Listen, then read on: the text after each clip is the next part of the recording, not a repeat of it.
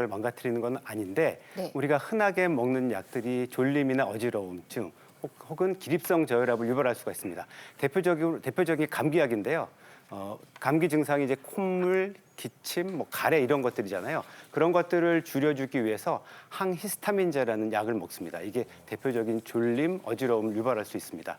또 이제 표에 나오는 것처럼 또 항불안제나 수면제도 졸림이나 어지러움을 유발할 수 있고요.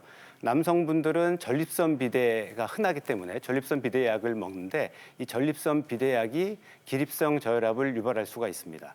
기립성 저혈압이라는 거는 자세가 변경할 때 누웠다가 갑자기 일어나든지 아니면 앉아있다가 갑자기 일어나게 되면 혈압이 뚝 떨어지게 됩니다. 그러면 뇌로 가는 혈류량이 감소하기 때문에 정신이 핑 돌고 쿵 쓰러지게 됩니다. 실제로 제 아는 친한 사람도 아침에 이제 일어나기 위해서 침대에서 일어났는데 갑자기 어지럽기 때문에 정신을 잃고 쓰러져서 얼굴 골절이 생긴 적도 있습니다. 그렇게 위험하고요.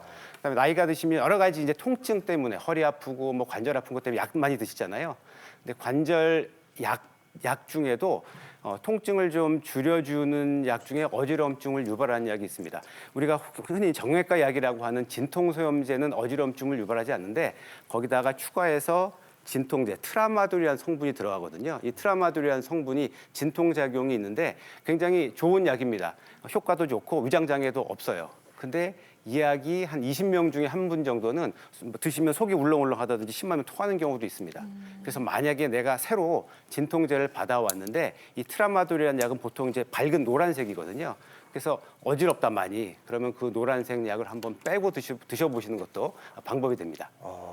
그러니까 저도 감기에 걸렸을 때 계속 제가 잠을 자는 거예요. 그래서 내가 너무 아파갖고 많이 자는갑다 싶었는데 거기에 졸린 성분이 들어있었던 거군요. 그러니까요. 그리고 저도 이제 발레를 하다 보니까 부상을 당하는 경험이 잦아가지고 진통제를 자주 먹었었는데 처음엔 이게 공복에 먹어서 그런가 싶었는데 이런 말씀 듣고 보니까 또 어지러움이 있을 수 있다고 해주셔서 진통제 때문이 아니었나 생각해 봅니다. 그리고 보면 혈압약이나 당뇨약 드시는 분들도 계시잖아요. 네. 이런 약들은 어떤지도 궁금하네요. 네, 그 혈압약 드시는 경우에는 그게 기립성 저혈압이나 아니면은 식후 저혈압을 유발할 수가 있습니다. 그래서 약을 만약에 최근에 바뀌었던지 용량을 조절한 경우에는 기립성 저혈압 생길 수 있으니까 좀 조심하셔야 되고요. 그다음에 당뇨를 오래 앓게 되면 이제 시신경의 문제, 시력이 떨어지고요. 그다음에 말초신경 염증이 생기기 때문에 아까 얘기한 고유수용 감각이 떨어질 수가 있습니다. 그다음에 당뇨약 자체는 그렇게 그 균형을 떨어뜨리지 않지만 당뇨약의 가장 심각한 합병증 뭔지 아세요? 바로 저혈당이거든요. 네, 저혈당이 생기는 경우에는 갑자기 정신이 어지럽던지 아니면 이룰 수도 있습니다.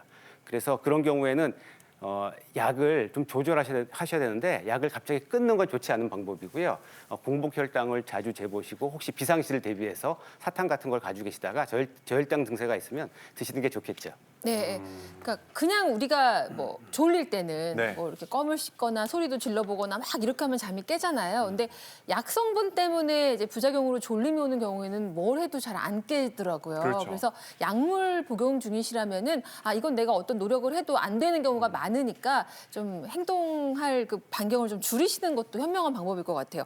자, 두 번째 보도록 하겠습니다. 건강이 와르르 이렇게 무너지는 균형 감각에 관련된 부분인데요. 이게 시력 저하 때문이래요. 나이 들면 노안도 오고 백내장도 오고 좀 예전보다 시력이 떨어지는 건 맞는 것 같은데 관련이 있군요. 맞습니다. 시력이 이제 균형 감각 저하 밀접한 관련이 있는데요. 이 시각이라는 게 우리가 주변 정보를 이렇게 취합해가지고 대뇌에 전달해가지고 안정을 취하게 균형 감각을 잡는 이런 이제 기관인데요. 이 시각의 영향이 얼마나 중요하냐 하는 것은 아까 우리 양상국 씨께서 보여주셨던 것 같아요. 눈 뜨고 한 발 쓰기는 오래 하실 수 있는데요. 눈 감으면 이 시력이 안 좋으신 분들은 시각이 안 좋으신 분들은요. 갑자기 팍 쓰러지세요. 그러니까 한 1, 2초도 못 버티시거든요.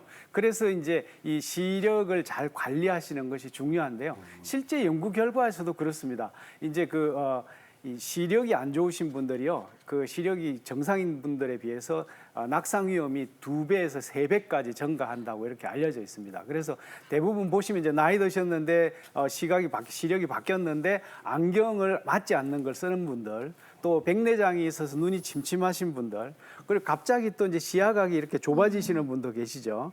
그리고 이제 양쪽에 부동시라고 그래서 양쪽의 시력이 다른 이런 분들은요, 진짜 그 시각 관리를 잘하시고 시력 관리를 잘하셔야만 넘어지실 수 않기 때문에 안과에서 정기적인 검진을 받으셔야만 균형 감각을 잘 유지해서 낙상을 예방할 수가 있게 됩니다. 네, 굉장히 중요한 말씀이신 것 같아요. 저희 어머니도 그 계단의 경계가 안 보여가지고 계단을 못 내려가셨던 때도 좀 있었거든요. 시력 관리 정말 중요합니다. 자, 세 번째 이유. 이거 놀라웠어요. 세 번째 이유가 뭐냐면요. 청력 저하 때문이다. 시력에 이어 청력까지. 네. 그 귀는 뭐 생각보다 굉장히 많은 정보를 우리한테 주는데요. 귀는 듣는 것뿐만이 아니라 균형 감각에도 굉장히 중요한 역할을 합니다. 귀 안에 뭐가 있냐면 전정기관이라는 거 아까 들어보셨죠? 저렇게 이제 화면에도 나오는데요. 우리 몸에서 평형을 담당하는 기관이 있습니다. 이 몸이 우리가 회전을 하게 되면 전정기관이 돌아가면서 우리 몸이 똑바로 서 있는지를 판단하게 되는 기능인데요. 저게 보시다시피 뇌이라고 해서 저 안쪽에 들어있는데 파란색 두 개가 연결돼 있죠. 전정기관하고 달팽이관이 이렇게 연결되어 있습니다. 그래서 청력이 떨어지시게 되면요, 달팽이관 기능만 떨어지시는 것이 아니라 저렇게 전정기관의 기능도 떨어지시게 되는 거거든요. 그래서 이제 우리가 실제 연구 결과를 이렇게 살펴봤더니요, 나이가 들면서 청력이 손상을 당하는 경우에 우리 그 인지 기능 있죠. 인지 기능이 이제 30에서 40%가 저하되고요. 인지 장애, 우리 초기 치매라고 하는 인지 장애 위험도 24%나 증가가 됩니다. 또 낙상 사고 발생을 살펴봤더니 3배나 증가된다고 알려져 있어 가지고요. 이 청력이 단순하게 듣는 기능이 아니라 사실은 신체의 조절하는 신체 기능과 아울러서 낙상을 예방하는 기능, 또 치매, 인지 기능까지 이제 그 연결이 되기 때문에 청각 관리를 굉장히 잘 하셔야 됩니다.